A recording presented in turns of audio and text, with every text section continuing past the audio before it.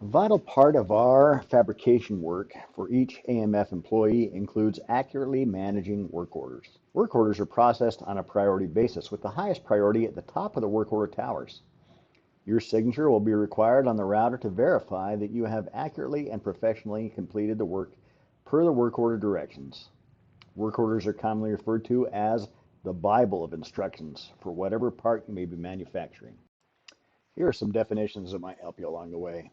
A BOM is a bill of material, an extensive list of raw materials, components, and instructions required to fabricate the completed work order. Customer quantity is the amount the customer orders specified on the purchase order. And the work order quantity, the quantity AMF processes to complete the customer requirements. AMF may decide to make more to account for a certain scrap rate of components above the customer requirements. The work order is our Bible to assure that customer requirements are met. Look for instructions in two places: the work order header and the work order sequence lines. Following the instructions on the router is critical to assure a successful part. You'll notice 4 different types of sequences on the router. Material, designated by an M, labor by an L, outside by an O, and comments.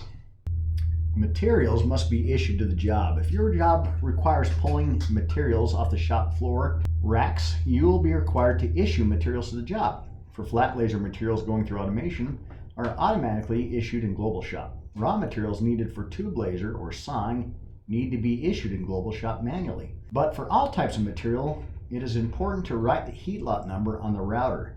If material is purchased for the job, it may already be on the router. L sequences are labor sequences required to be completed to make a successful part. In order to prove that the labor sequence was completed successfully, it is imperative to sign off each labor sequence, indicating the quantity good, the quantity bad, and location you store the parts. AMF has a helpful abbreviation sheet to help know where the parts are located in the shop. Other important factors to consider are the setup time, run times, and total time you have to complete that labor sequence for all parts. The due date for each labor sequence is also specified. Sequences, as much as possible, need to be completed on the due date assigned to make sure the part ships on time.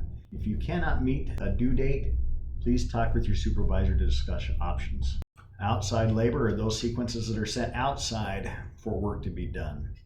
Comments are not a labor sequence, but usually indicate instructions that need to be followed. AMF work orders come in 2 different types: single level and BOMs, or bill of material.